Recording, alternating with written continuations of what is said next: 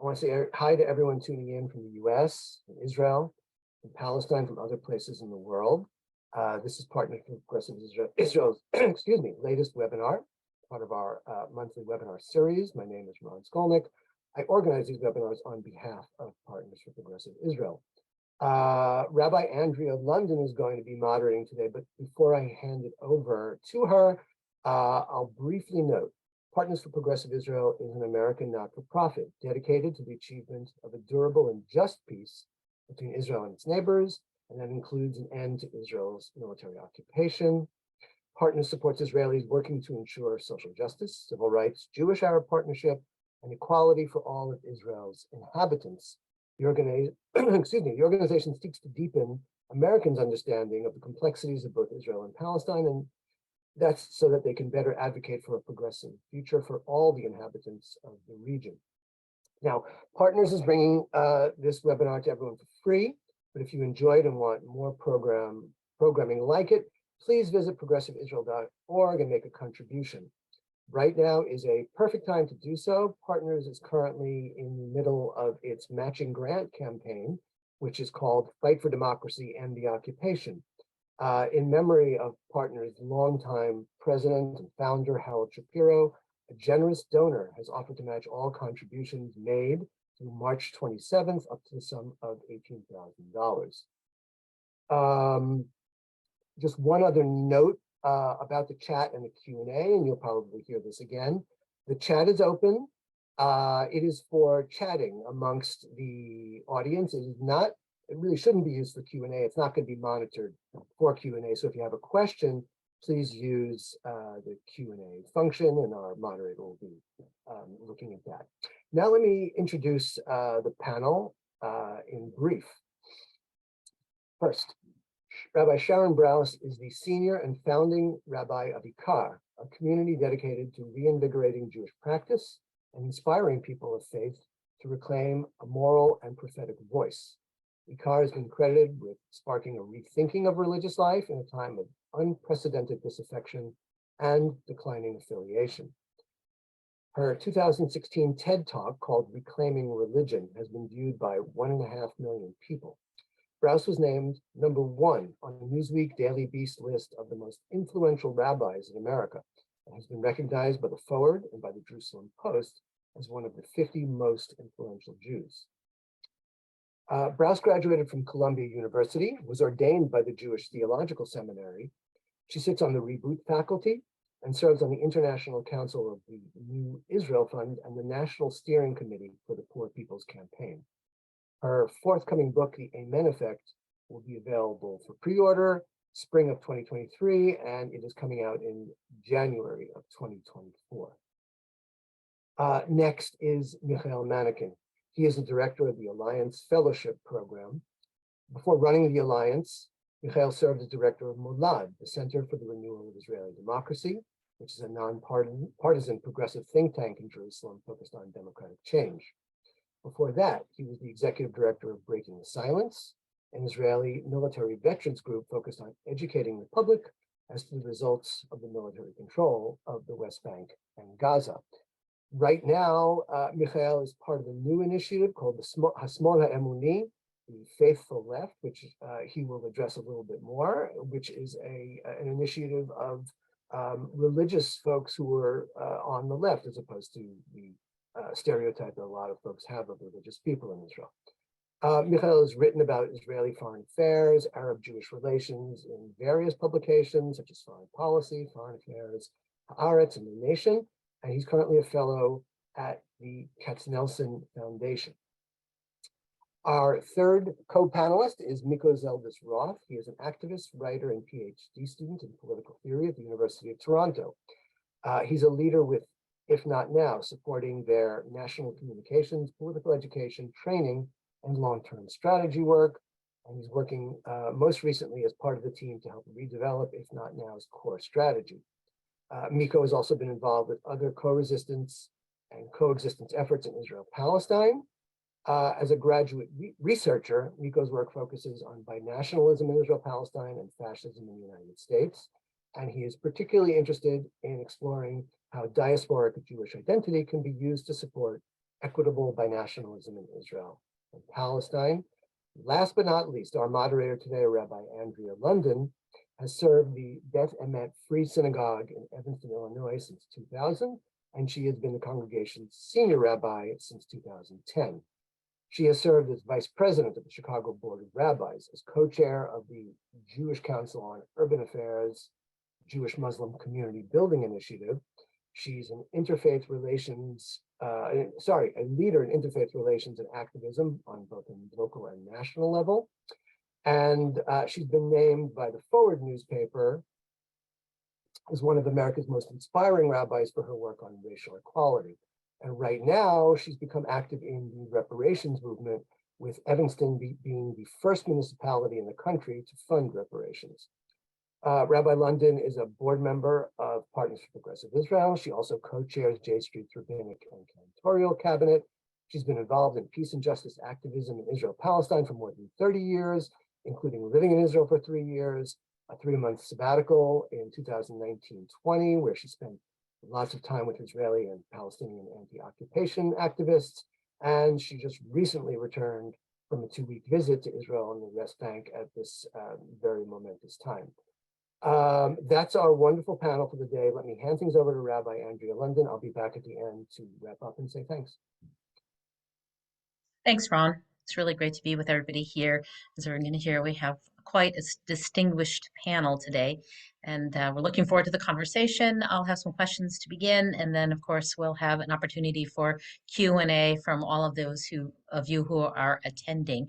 So I'd like to start today, by giving each of you an opportunity to say what you think the state of Jewish, American, and Israeli relations are at this point.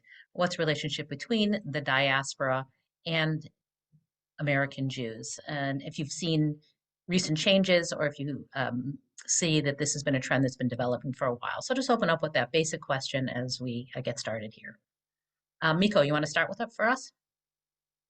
Sure. Thanks so much, Rabbi London. And wonderful to be in conversation with you all. I mean, I think as both an activist and as a student, it's hard to not feel like we are in a moment where there is real fracture happening, where the kind of values of liberal democracy and equality and freedom that many American Jews, and many folks in my communities hold really dear, are no longer reflected in any appreciable way in the Israeli government. And if that is not something new in the sense that Israel's occupation has been ongoing for decades, it certainly feels like we can also appreciate how much is changing right now and how rapidly Israel seems to be shifting, at least from its leaders. And I think that has really been, I was on the phone this morning with a couple of friends of mine who are on the ground in Israel-Palestine, and the sense of both real fear that they have and also the sense of hope and optimism that this may finally be a moment of reckoning. And so as an American Jew who's not there, who hasn't been in the region in several months, unfortunately, really trying to hold on to both the sense of proximity that we still have for folks who are on the ground doing activism in Israel-Palestine, who are fighting for a more just and more equitable future, and at the same time, the real distance that Israel is moving rapidly, it seems like, in another direction. So I guess kind of both holding the kind of the distance and the closeness at the same time is something that I'm holding on to right now. Thank you. Rabbi Brous.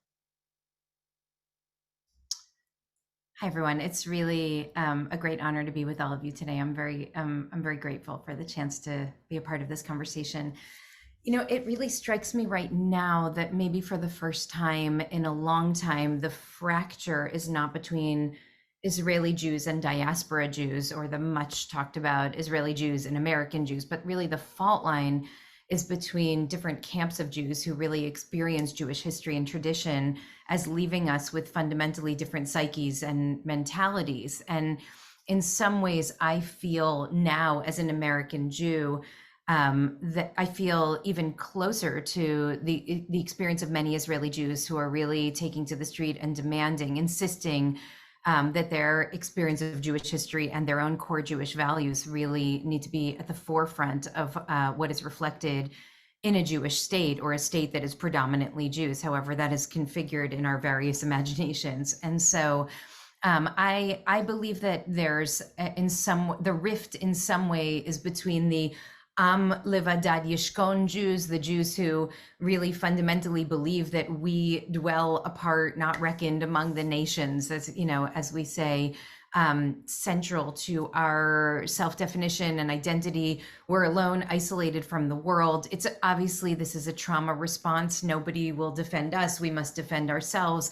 A mentality of constant vigilance and a mentality that allows us, I think, established as a kind of survival mechanism over the course of time to block out empathy for other human beings, even those living under Israeli rule. That is a mentality that mocks liberalism, that mocks even the notion of democracy, and I think sees compassion as a weakness.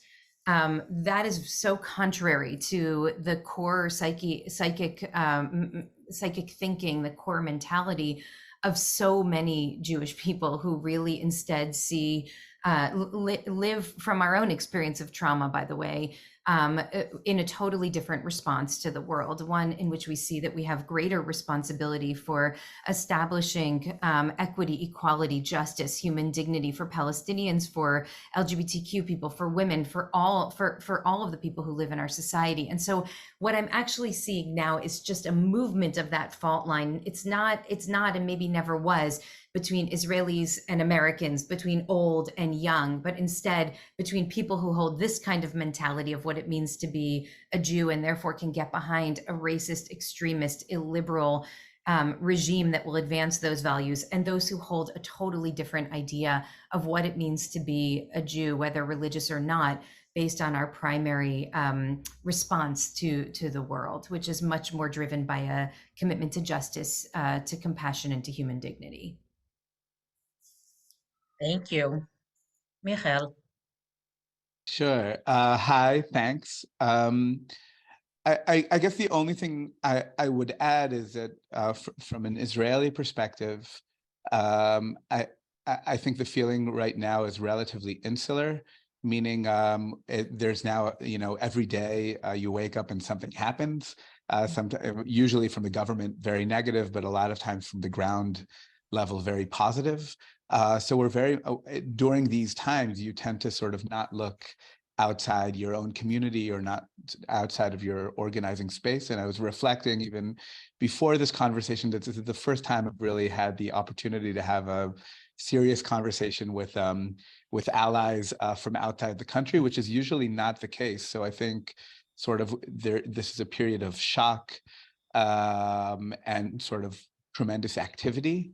But actually getting the conversation going is something which we need to be more active on. And I think this is a period also of tremendous opportunity because, as was said, there's, lines are being drawn, sometimes redrawn, and a lot of movement is forming, and that creates an opportunity for conversation. So I think up until this point, on the Israeli side, there's been a lot of insularity, definitely on the activist level. We're sort of focused on what's happening outside of our house, but the conversation should be going to places like this, where we say, okay, where is our relationship headed, and or the various different types of relationships, just like there are different camps and different Jewish camps and civilian camps in Israel. There are obviously also very different Jewish camps in the US, and realizing that those connections are complicated and complex, I think is really important also moving forward.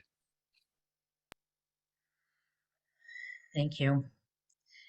As Ron said, I just got back from 2 weeks in Israel myself, and I think in a 2-week period, I've never been to more protests in that short of a period of time than my time in Israel. One in Jerusalem, and then 2 in Tel Aviv, and 1 in Hawara that didn't start out as a protest, but started out as a solidarity mission. But the IDF wouldn't let the group in, and so it ended up becoming more of a protest, and then dispersed with stun grenades. So that was quite an upsetting, time to have gone out and to try to be with people. And yet I also really see what you're talking about, Rabbi Brous, which is that I see the fault lines as what I was seeing in Israel is really between those who have very much of, we stand alone as Jews and we just have to protect ourselves and do nothing else. As we were walking back, we got into a conversation with a group of settlers, and this woman said in the car, "Mi achim shalachem," who are your siblings? Who do you have responsibility for? And when the response was, we're all created in the image of God, and that we need to look out beyond ourselves. It was very upsetting to this woman in the car began to cry. That we didn't have enough. Compassion, for where the settlers were coming from. And I do really see that there's a very strong fault line, developing, or not developing, but I think being unearthed. I don't think that these fault lines are new. I think that they have been there. And yet, we see, last week at the Israel bonds in DC, you have Israelis and Americans who are protesting side by side with each other, and to see those people who really share those common values being able to come together in ways we haven't seen before. So I'm wondering, do we really think, and Michael, you said, you're finally looking outside because it's been such an intense time, but do you think that there is an inflection point, that this is a change that is happening, that Americans who really do believe in a vision of Israel, as Rabbi Brous was talking about, of peace, justice, equality, and compassion for everyone, a more universalist notion, and understanding that unless we are reaching out into the Palestinian population, unless we reach out to others, that we are, not going to be safe in Israel, that it's not going to be a homeland for people, that without democracy, that everybody is threatened. Just wondering if this is just a moment, and as soon as there's a new leadership, that people will just go back to their various camps, or is there really an opportunity? And I think Miko, you spoke about that as well. Is this really an opportunity for change? We're all activists here, so everything that happens we view as an opportunity for change. But I think we need to be focused on what that means. There is something, at least the issues which are of interest to me, is first of all recognizing that the conversation is not only about Israel as a state of Jews, but Jews who live inside Israel, and those sometimes are not. We need to be careful to not equate them. Even as an Israeli, I'm less focused on asking what the Jewish ethics of the state are, but rather what are the ethics of communities and individuals living within it.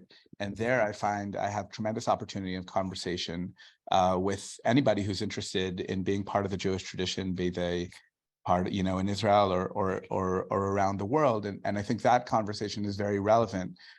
If anything, I think the opportunity of sort of disconnecting from the constant conversation of what a Jewish state should look like, and asking just how Jews should behave in any context, and in our given time, in context of power, both power of Jews in Israel and power of Jews in the U.S., I think is for me a much more interesting and important and relevant question, politically, but also theologically.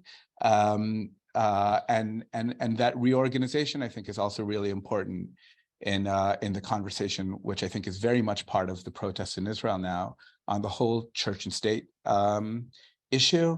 And I think in the past, a lot of the call from progressives and liberals, Jewish progressives and liberals around the world, has been for a more inclusive non-separation of church and state, meaning how can we include more progressive Jews in the non-separation in Israel. And I'd like to see a more coherent, as an Israeli, I'd like to see a more coherent conversation which recognizes the need for separation of church and state, both because the conversation now on democracy is so relevant and actual in Israel, but also just in terms of what the lack of separation between church and state has done to Judaism in Israel, and how I think it's created a lot of degradation in terms of how we view religion. So there, I think those points for me are important to sort of move across in terms of the opportunity, both in being more coherent about separation of church and state, and being more coherent that we can have conversation as Jews living in Israel and in other so-called diasporas who are interested in what does it mean to be a Jew in the 21st century, and not only having the question of the Jewish state as a buffer. Thank you. Miko, looks like you wanted to jump in.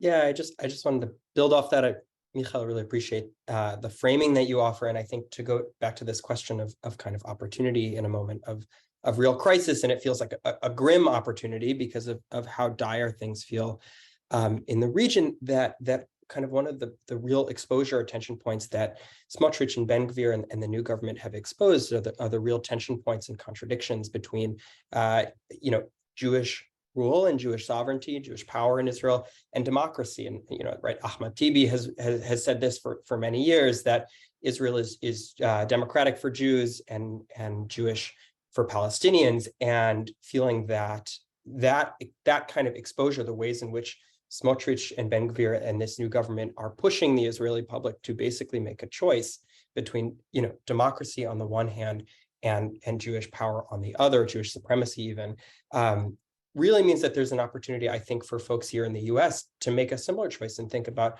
what are our commitments to democratic values, to freedom, to equality, and make sure that isn't just a commitment for Jewish democracy, but a commitment for democratic rights for Palestinians as well.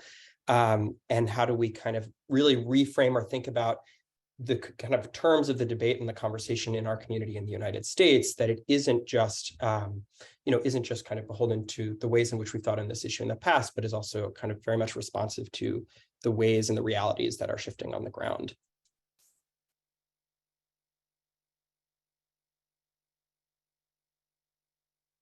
Rabbi Brous, do you want to jump in? Yeah, I mean, I amend to what both of you have said. I mean, I do think that this issue of hundreds of thousands of people, the equivalent of what is it about 20 million, the equivalent of about 20 million Americans taking to the street week after week for 10 weeks, fighting for Israeli democracy, and hearing the voice of some activists and many Palestinians saying, democracy? What democracy? What do you mean? Like, we're not losing democracy. We've never had it. It's hard not to see the parallel to what we experienced here in 2016, when for the first time, many white Americans felt disenfranchised and were absolutely shocked and horrified to see how profoundly racist our country was and how deep the roots of white supremacy were in this country. And took to the streets with that new awakening. And the question is, what do we want to come on the other side of this crisis? And I think that now I've heard several Israeli leading voices say, we're not looking to go back to where we were 6 months ago. We're looking to build a different kind of future now, one that is fair and just for everybody. And I use that language myself, and many of us here use that language both throughout the Trump administration, but also when COVID came, for example, when there was a great awakening, when everything stopped and we got to look with a different we reached a level of crisis that necessitated that we all stop in our tracks and awakened within us some realizations that many people in this country had never contended with before, about just how unjust and unequitable things have been in this country before that. So I think the hope now is that there's a deeper kind of awakening that comes, that this isn't just about the judicial overhaul, that this isn't just about the threat to the democracy that is bringing many people to the street, but is awakening a different kind of awareness. And I will say, I heard that difference on the street from here, just listening to videos that friends and others posted from the protests after Huara, when people were chanting on the street, Eifo ha'item behuara, and there was this, it seemed like that wasn't a fringe group, but there was a growing awareness. And you can tell me, Michael and Rabbi London, because you were actually there, during that time, but it seemed like there was a growing awareness that these police officers who were being ordered by Ben Gvir to use force against Jewish Israeli protesters in Tel Aviv was the same force that allowed these violent extremist settlers to go in and commit this pogrom in Huara. And it seemed to me like it was a moment of awakening, that we recognize that we're connecting the dots between what's happening over there and what's happening here. If I can just Yeah, please also do. briefly respond, I mean, I think the situation is relatively complex, and when I'm more optimistic, I take Rabbi Brous's point, and sometimes I wake up and I'm maybe less optimistic. I admit that also on a personal level, I feel much more comfortable politically at a protest in Hawara than at a protest in Tel Aviv. So that's where I'm coming from politically. And I think things are being pulled in different directions, as probably they should be. There are many voices in these protests who are whose main slogan would be "Lo eshtok ki arti shintat panea," which is sort of like a real call to, we won't be silenced because our country changed its face, which is a call to sort of move backwards. And there are voices calling to move forward, and I think that push and pull is always going to be back. But there is also optimistically a real politicization of a large group of people who have been very silent. And I think our role is to be optimistic, meaning we have to be hopeful about these protests, including the maybe sometimes less comfortable elements.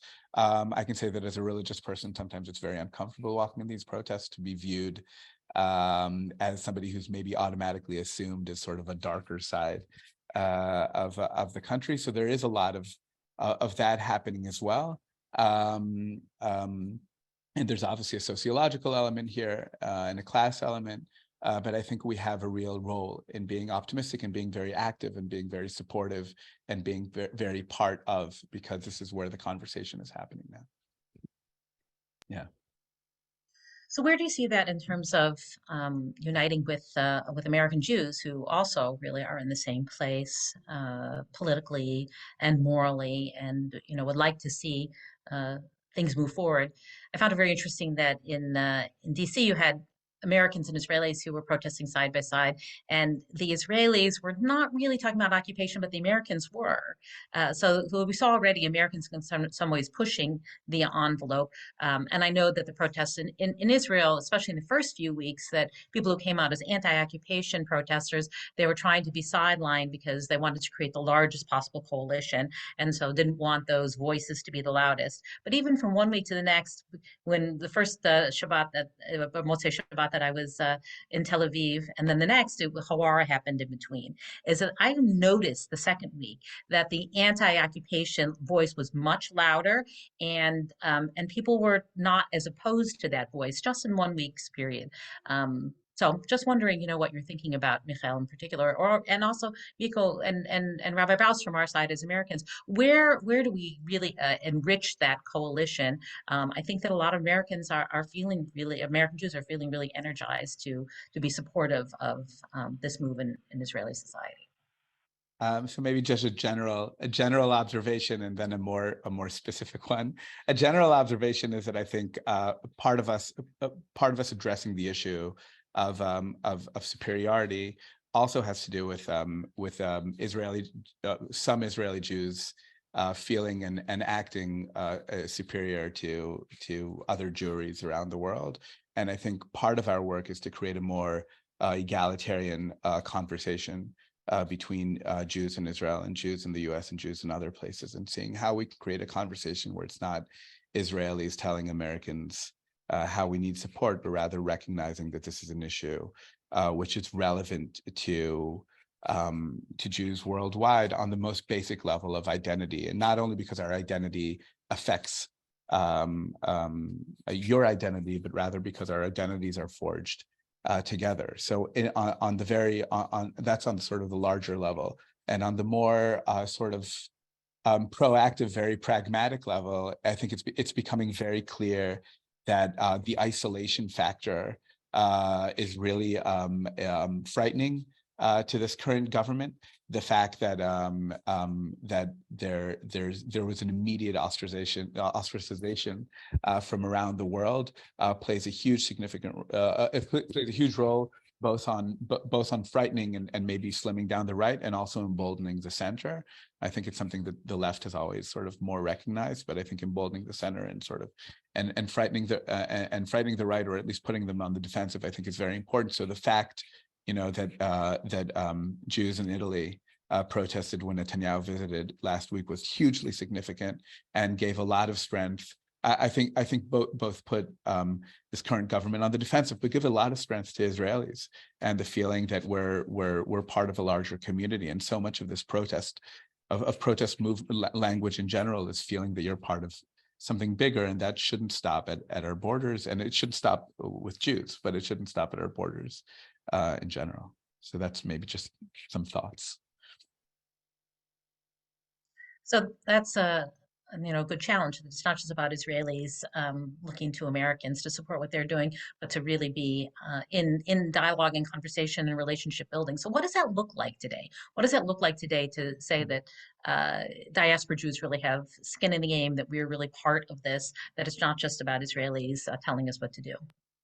What does that look like today? For me, I don't know. You can answer that question, but also Rabbi Brous and I'd like to hear. Maybe that's a good way to start. Great, Rabbi Brous.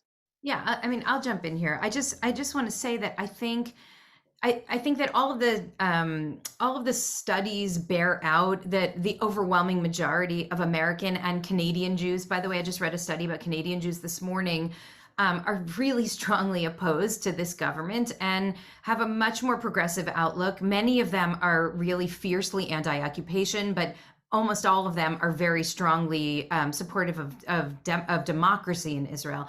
And so, the question is, why don't we see hundreds of thousands of American Jews on the street every Motzei Shabbos or every Sunday protesting in support of our Israeli siblings who are on the street every Motzei Shabbat protesting? And there have been protests, and some of them have been more successful than others. I happen to live in a city where there are almost 1 million Jews, and the protests here are 30, 40 people on the street, when you'll see at the Israel Day parade tens of thousands of Los Angeles Jews on the street. And so the question is, where are we? And given that most diaspora Jews would at least according to the studies and according to my own understanding of our own people, would align with the people on the street rather than the people in the halls of power right now, how do we use our voice, and why aren't we using our voice in the most effective ways right now? And I just want to say that part of the issue here is that we as American Jews do not have a strong muscle for challenging Israel. And I think that the ways that you've seen American Jewry rise up most powerfully from an institutional or established Jewish communal perspective. I'm not talking about some of the organizations, the more progressive organizations that many of us are connected to, and have really worked to help grow here. But the established Jewish community really has spoken out and challenged Israel only when it comes to pluralism, issues of religious pluralism in Israel, when we feel like our conversions aren't going to be accepted in Israel. And meanwhile, there are millions of Palestinians who don't have the right to vote, who don't have freedom of movement, who don't have the basic rights that we have. My own family, my brother lives in Israel and, can fly home every month to visit my father who's not well. If he lived on the other side of the border and was born with a different last name and was born Palestinian instead of Jewish, he would not have that ability to fly home and see a sick relative as often as he'd like. So we have not contended with the fact that as American Jews, we really have not used and developed a muscle to speak out against Israeli policy with great love and great sense of connection and commitment. And so instead, what's happened is the people who have spoken out are often accused of being traitors to our people, endangering the lives of Jews in the state of Israel and endangering the state itself. And it's really cut the conversation short, I think, to our great detriment as a community, and also in a way that I think has really done harm to Israel. And so part of what we have to do now is cultivate a sense of responsibility toward Israeli Jews who are calling out for American Jews and others in the diaspora to join in this fight, even though it's very uncomfortable for us to, because We don't really, many of us don't have a script for how to engage Israel without taking on anti-Semitic tropes, without, you know, as someone told me the other day, when you speak out about Israel, you're turning young Jews away from Israel. You're giving fuel to the fire of the anti-Semites. I mean, we have to learn as a collective, as a community, how to respond to those claims so that we can responsibly engage in this conversation, much in the way that the head of Italy's Jewish community did in Rome when she challenged the prime minister there, and in the way that I think the community in Berlin just did as well. He had to cut his trip short in order to, you know, come on, because they realized they just weren't welcome there and embraced there the way that they have been in the past. Really resonate with that. Yeah, Rabbi so Brous. Miko, maybe you want to speak a little bit about also, you know, that last comment regarding, you know, that young Jews are going to be turned off, that we can't talk about Israel honestly, that when it comes to issues of religious pluralism, that's the only thing we're allowed to criticize Israel about. I agree with you, Rabbi Brous. I have been in this conversation a long time with Federation, with other folks here, and this is a shift, because this is something perhaps we could grow the conversation, not only in terms of being critical, but actually that we're being supportive. I think it's always about, oh, you're just being critical, but in this particular moment, our standing on the streets is being supportive of, you know, I think it's really the vast majority of Israelis. Miko, I didn't want to interrupt you, but I just wanted to No, not at throw all. that No, in there. I yeah, absolutely. And I think maybe both the challenge and the opportunity of this moment is that it reveals how untenable the kind of reflexive moves of the establishment Jewish community is, which is to either kind of, you know, particularize in the case of Smotrich's visit, right, to condemn him specifically without having any meaningful structural analysis of why he came to power, or, you know, how the judicial coup that he and his kind of lackeys on the right are proposing is very much about entrenching and expanding occupation and annexation and apartheid. That is the kind of project that this judicial coup is designed to do. And so how do we create both an analysis for American Jews that can acknowledge that, but not in a way that doesn't kind of recognize the important uprisings that are happening. The protest this week in DC did feel like an inflection point, at least to me, and a real moment of recognition that we can't just kind of send in the statement, not meet with him, and kind of go on our own business, because that's not tenable given the behavior of the Israeli government. And I think to that point, I mean, in this issue of religious pluralism being the only space of kind of critique that's acceptable on the part of the American Jewish community, you know, I think the real loss is that you know, when we assume that kind of Jewish interests at the end of the day are coterminous with you know, support for the Jewish state as it's presently structured, we really lose the opportunity to have a more open conversation about what does it mean, what is Jewish safety, what does it mean to have a Jewish future in Israel-Palestine and in the United States that's based on equality, justice, democracy.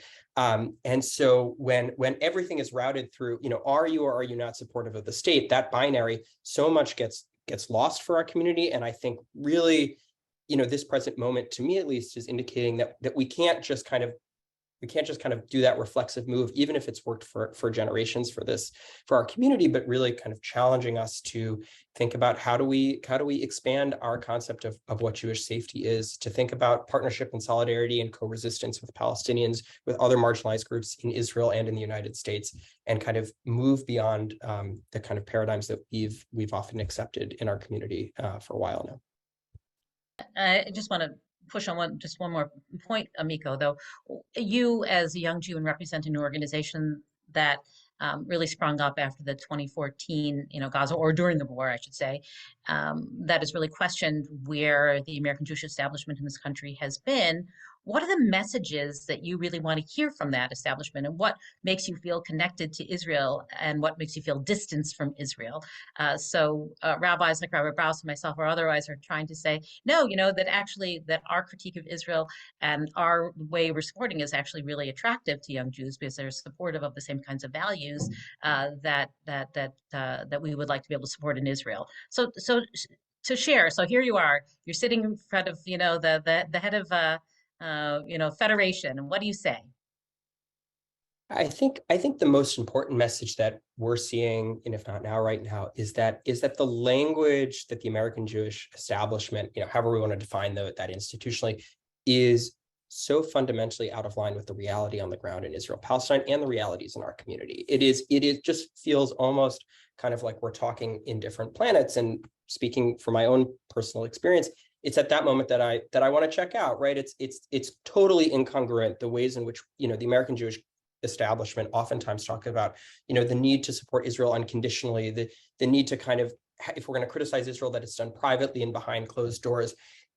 It's just not resonant with the experiences, I think, of a lot of folks my age and a lot of folks who are in the movement. And if we really want to have an open conversation in our community about the future of diaspora Jewish relationships, kind of institutionally and otherwise, I think that means being willing to kind of have hard conversations and talk about things that, whether it's accountability on behalf of the United States government and kind of being open about pushing the US government to take meaningful steps to hold, the community in Israel and the Israeli government accountable, and also just to kind of begin to move our community's language and conversation out of a kind of, this goes back to the kind of the state at all costs. We lose a lot, not to say that we shouldn't be supporting a Jewish homeland and in a kind of thriving Jewish future, but that we should do so in a way that's really reflective of the realities on the ground for Jews and Palestinians, and use that as the point of departure. So I'd like to use this as an opportunity to bring in the Palestinians in terms of relationship. We're talking about Israeli diaspora relations, and yet we've been talking about that as Jewish relations. And yet, Michael, certainly the work that you do is working, with the Palestinian community and really creating a shared society. That is saying that we're not, that the Palestinians are not the other. And I think certainly the liberal factions within Israel have seen that for a while now, that, we can't really create democracy on the ground unless we really bring Palestinians in. Not only is that we can say that they're citizens, but we know that they're discriminated against, and we know that they don't really feel like they have the same stake within the state for many reasons, including the occupation. So what does that look like today, though, in terms of when we talk about American Jewish relationships with Israel? I mean, I think one of my passions is that we need to be in relationship with the Palestinian community, and we need to be in relationship with Jewish communities that are really working together with the Palestinians. I spent a lot of time when I was in Israel with Omdim B'Yachad, with Standing Together. I very much believe in their mission. I protested with them in the street, went to Hawara with them, met with their leadership. Tell me what you think about this, Michael, because this is really where you are in terms of your work. Yeah, I kind of feel like also wanting to add on to the previous question, but I'll try to sort of integrate both, because there is an element of otherness in the Jewish conversation, which I think needs to be addressed, particularly for people who are interested in civic and I would say more importantly national equality. I think where we need to move forward as Israeli Jews is not only recognizing the legitimate of Arabs as a minority, but recognizing that there is a Palestinian national minority in Israel. And just like we see Jewishness as, or iterations of Jewishness as being national, so too Arab citizens see themselves as an indigenous Palestinian minority.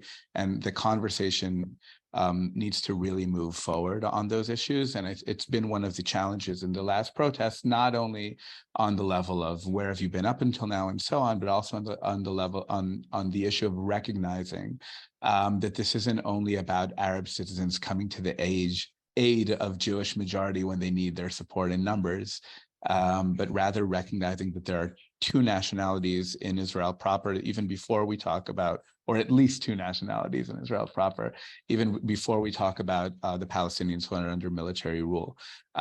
So there, I think anybody who moves Palestinianism in Israel or Palestinian minority in Israel to center stage plays a hugely significant role in Israeli politics. And I think, progressive American Jews definitely have a really important role to play in that, opening synagogues and opening communal spaces in the U.S. to people who speak in the name of Palestinian minority, I think is really, really important, because that conversation resonates back in Israel.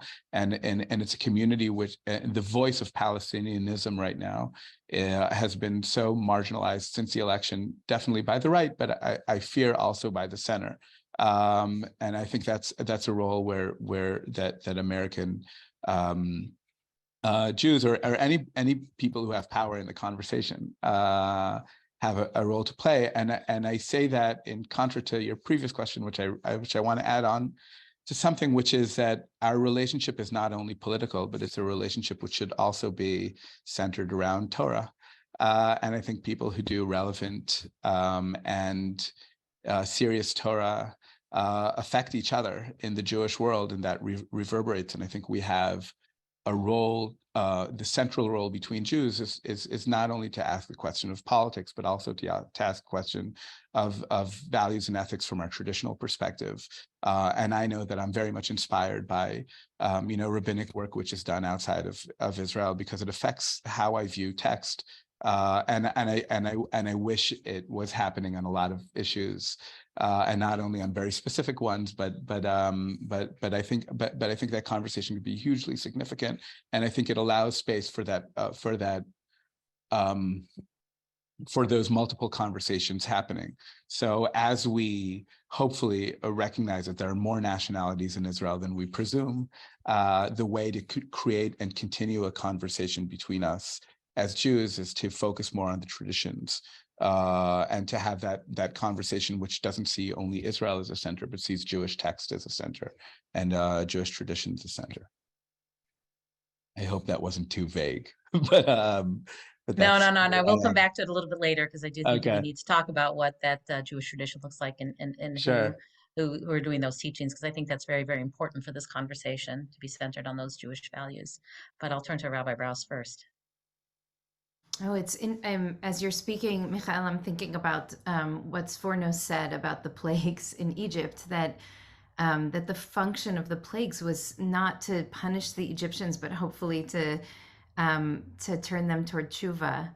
And and as Abraham Joshua Heschel and others have pointed out, the great tragedy of our national redemption story is that the Egyptians could have come too. They could have been redeemed too, but they didn't feel that they could see themselves as part of that story. And the reason I'm thinking of this is because you mentioned Omdim Biachad, Andrea and Rabbi London, and I'm thinking about the work of those who are using their voices now to say, if there's going to be liberation for any of us, there must be liberation for all of us. And we have to reconceive of this project as one in which it's not a zero-sum game. Somebody's win is somebody else's loss, but instead, can we envision a society in which Jews and Palestinians can thrive as individuals and as collectives, as separate collectives that live right beside one another? Is that something that we can even imagine? And I think we have to. I think we have to imagine it, because I think that our own future depends on us expanding our moral imagination beyond what it's been. And so I know you accused me of being optimistic before, Michael, but I don't see myself as an optimist, but I'm always hopeful. And I think I have to be hopeful in this moment. And I really do believe that this is an inflection point. I think in some ways things are so bad right now. It is so clear. We're literally talking about Bezalel Smotrich and Itamar Ben-Gvir. There's no question who these people are. They have made it very clear. They have a very long public record, each of them and their camps. And so we're not in a gray area right now. And I think that the fact of the clarity around who these so-called leaders are right now and the way that they intend to lead Israel into the future is precisely what's provoking such a response there, and hopefully here as well, here in the hearts of people, and hopefully on the streets too. And so I actually do feel very hopeful that sometimes we have to look right in the face of those extremes in order to understand what's at stake. And I just remember, 15 years ago, sitting on a panel with another American rabbi who was talking about how Israel is the only democracy in the Middle East and how Israel has the most moral army in the world, and saying all the things that we say in this place over the course of decades. And I said to him, have you ever been beyond the Green Line? I wonder if you've ever been into a Palestinian village. Have you ever talked to Palestinian people? And of course he had not. And I said to him, is it that you don't know or you don't care? And I think what's happening right now is that there's no more not knowing. I mean, it's become very, very clear what's happening. And so now the line is going to be drawn between those who care and those who don't care. And it seems like the streets are proclaiming, we care. They're the hundreds of thousands of people. And for each person on the street, there are 10 more at home who can't go because they have a sick kid or, whatever other reason. They're saying we have to care about Israel's future. And so I'm oriented toward hope, because I do believe that once we care, once our hearts are open and we're actually invested in moving forward in a different direction, then we understand, when we seek out our own liberation story, that we cannot find liberation unless our neighbors are liberated too. Once people look to Torah, they cannot ignore what it says 36 times in the Torah about what our obligations are to the stranger who dwells among us. And so I do feel very hopeful that even through all of this anguish, that something really beautiful is being born in our time.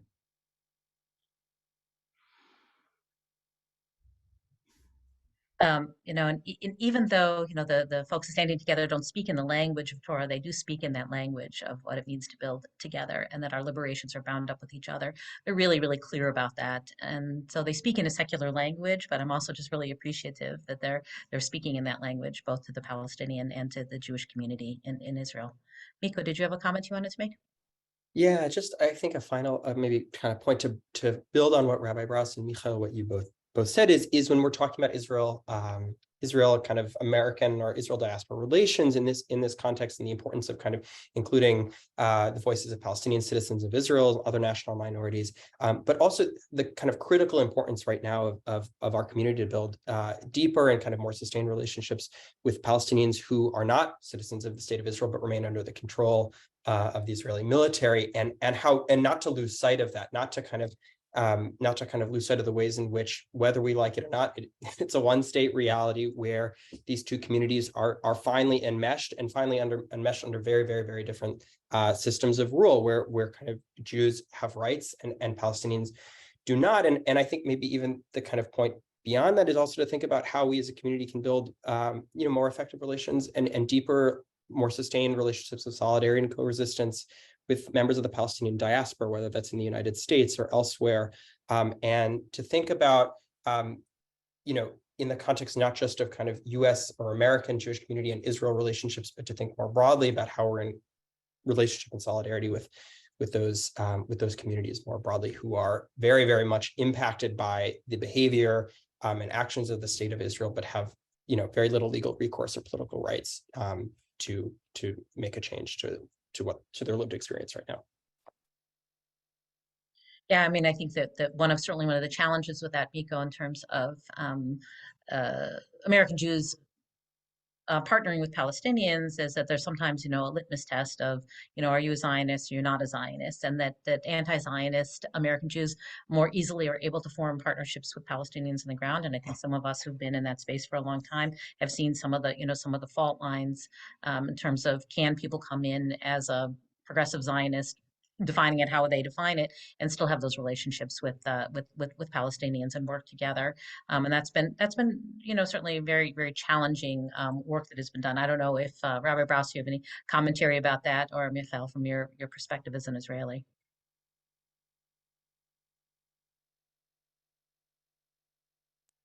Now that if there's one issue that I feel that I don't sort of need to comment on, the relationship between both diasporas is so I'm not sure I have anything significant to add to your sort of personal and political experience, and I'm not sure it's fair of me to do so. But I recognize that this conversation reverberates differently in the U.S., and there's space where I should be marginal in, and this is one of them. Or at least not a central. The question is what you guys need from us, and not how we see sort of the situation there, if that makes sense.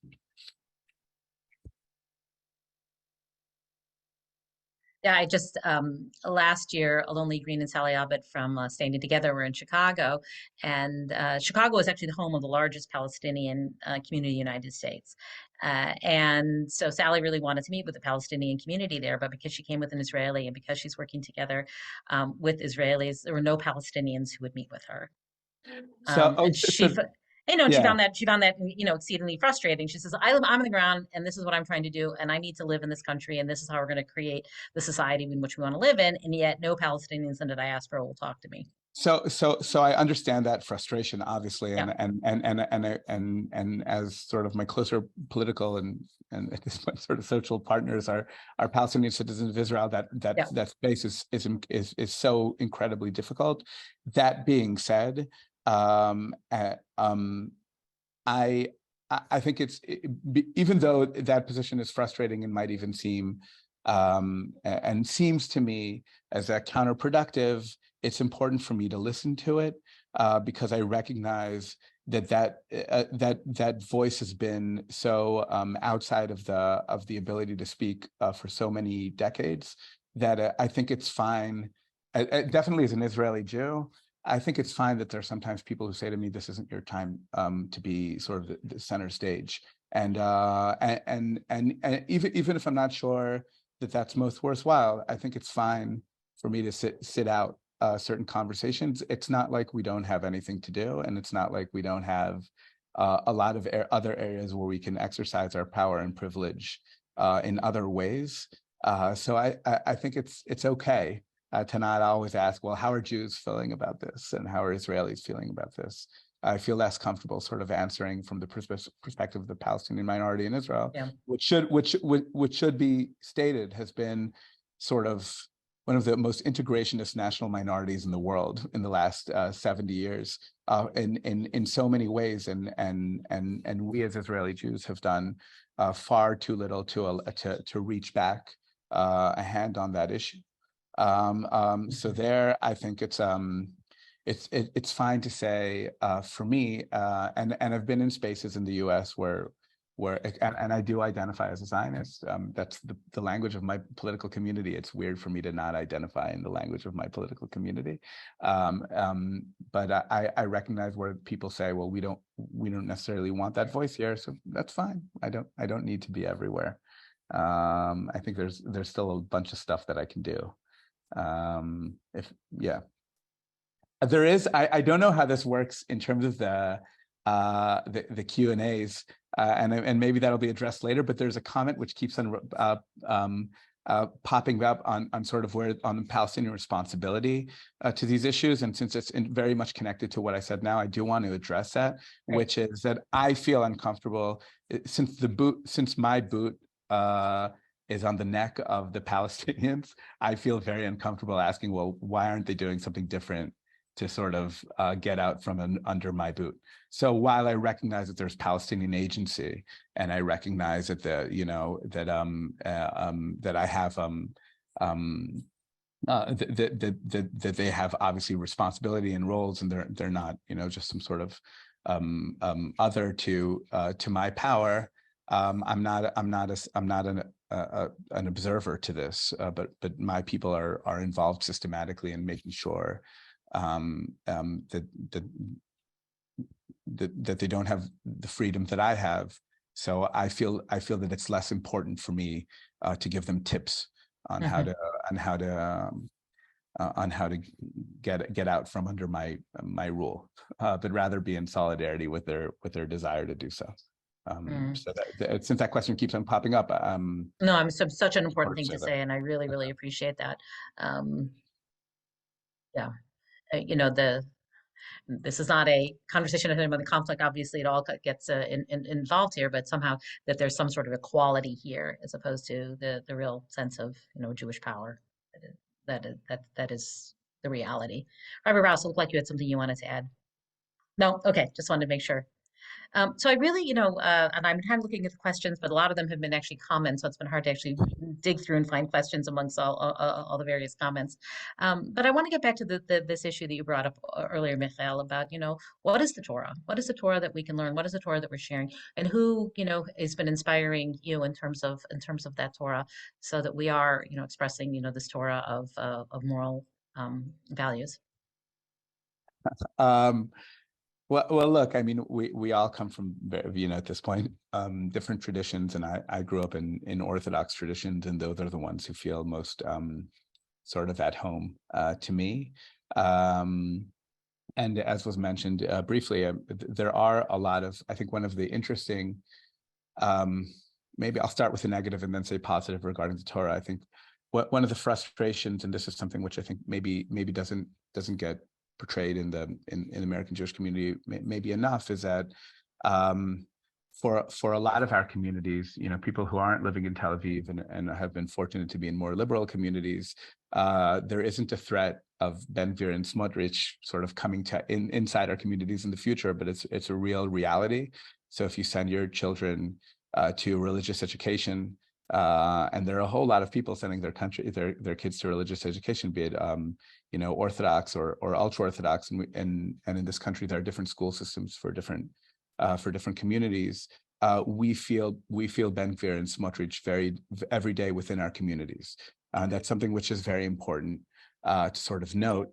And one of that very concrete feeling is creating, I think, a sense of urgency which maybe hasn't been in the past, and forcing us to ask questions about Torah and ask questions about our community, and how do we create Torah which is relevant to us, and thinking in terms of equality.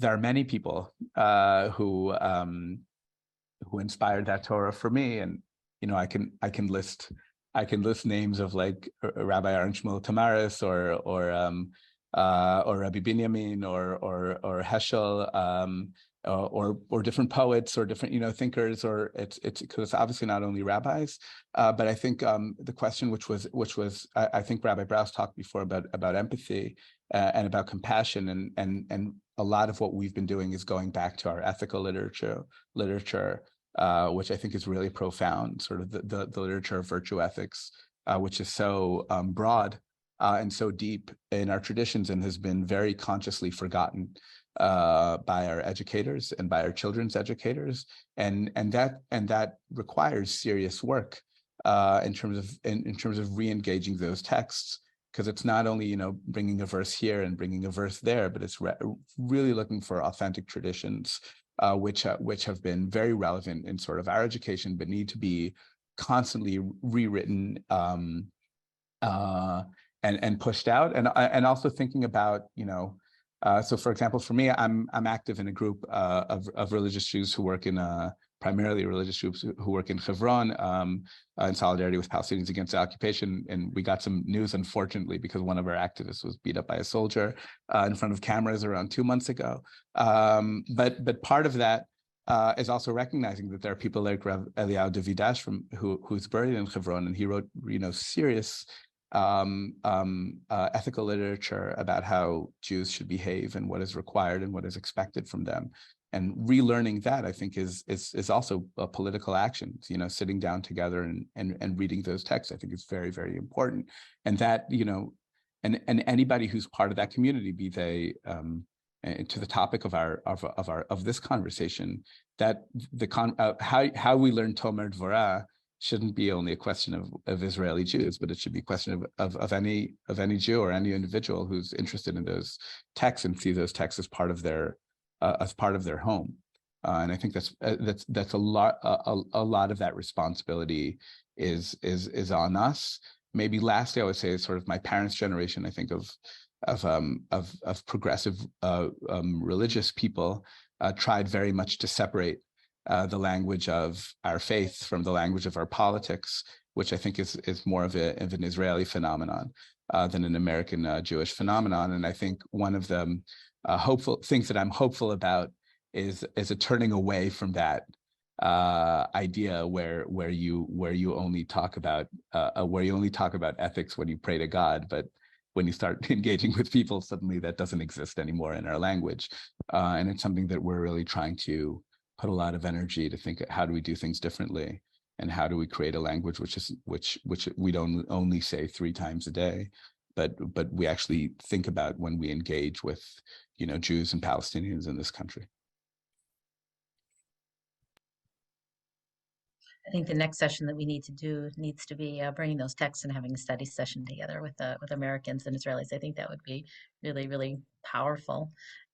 As I'm thinking about, that concept of how do we live our values, the need to feel I am my prayer, not just my prayer goes to you, but I live my prayer. And how do we inculcate that within us?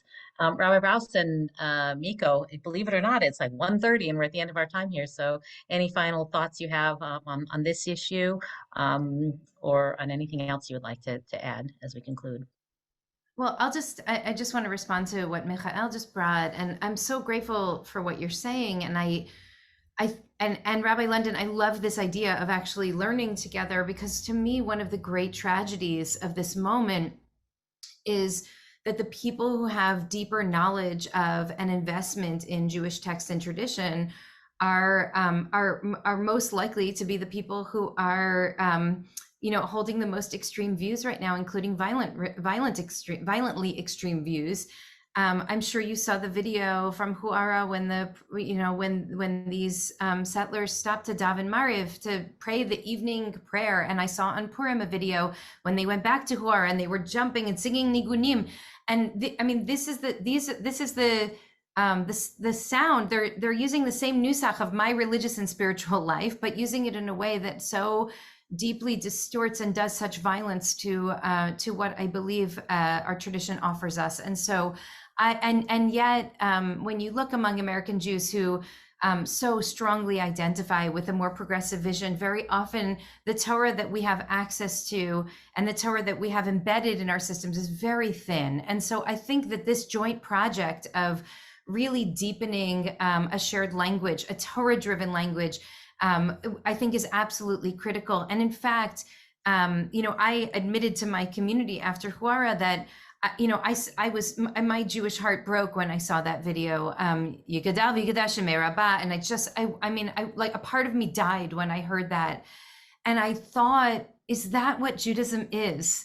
And what we're practicing is some, made up liberal version because that suits us. We pick the verses that speak to it. And in fact, of course, what I realized after moving through the emotions and the grief is that, Judaism, that is Judaism and this is Judaism, except that this version of Judaism, many people who align with this just have very little access. And I've dedicated my life and my rabbinate to trying to thicken our relationship to our tradition and to one another and to these texts and ideas, but there's so much more work that needs to be done here. And so I'm very compelled by what you're both suggesting, and I think this might be one of the great projects of the next chapter for us.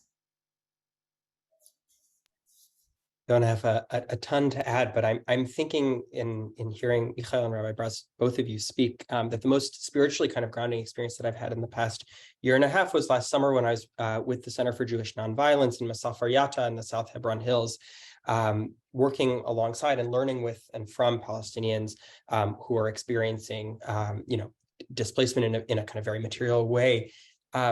And what a reminder it was, not just in the sense of Rabbi Heschel's kind of invocation that, to pray with our feet, but also that there can be another Jewishness in the land of Israel and in the diaspora that is not rooted only in the kind of present formulation of Zionism and the kind of the Jewish state as it exists in this kind of real moment of peril, and that there are other opportunities. And the kind of political theory student in me, if I may, is thinking about the tradition of Jewish thinkers in the moments before the Holocaust, Hannah Arendt, Walter Benjamin, and others, Gershom Shalom, who were really thinking about the ways in which a Jewish future, what a Jewish future could look like in the diaspora and in Israel-Palestine, what kind of Jewish politics beyond a kind of narrow, kind of revisionist Zionism might look like, and to kind of recover those lost moments as not necessarily Torah, but as a moment to kind of begin anew and think about how we might move forward in this moment. Thank you. So much more here to be continued, and I really do look forward to it. I feel like we have put out the call for the next chapter in this conversation. Thank you so much to all three of you for your insights, your wisdom, your profound love of Torah, the Jewish people, the state of Israel, and all of its inhabitants. Really incredibly inspiring and uplifting. And thanks, Ron, for bringing us all together. Thank you to all of you. Thank you, Rabbi Sharon Brous, Rabbi Andrea London, Michael Manikin, Miko Zeldis Ross. Thanks to everyone, excuse me. Thanks to everyone who joined us and tuned in.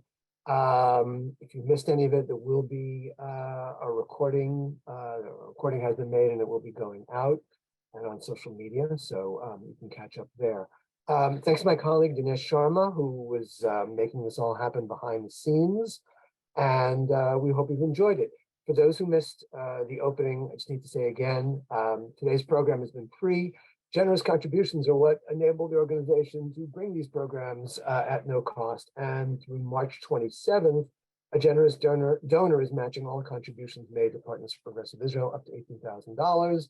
The matching grant campaign is called Fight for Democracy, End the Occupation, and it's in honor and memory of Partners' longtime president, Harold Shapiro, Zichron Libracha. So thank you all for joining us. If you can make a donation at progressiveisrael.org, please do so. And thank you. Hope to see you next time for the next webinar. Until then, Toda Rabba. Thank you. Take care.